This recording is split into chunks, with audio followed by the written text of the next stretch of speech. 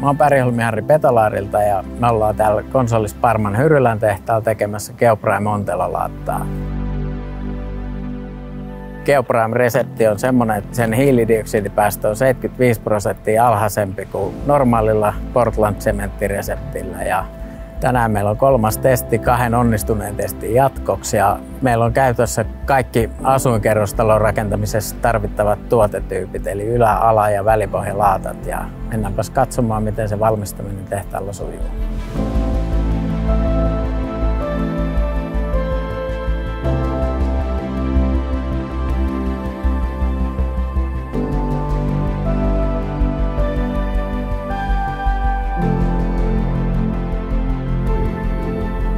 Olen Jouni Rimpiläinen, toimin Parmalla operatiivisena johtajana.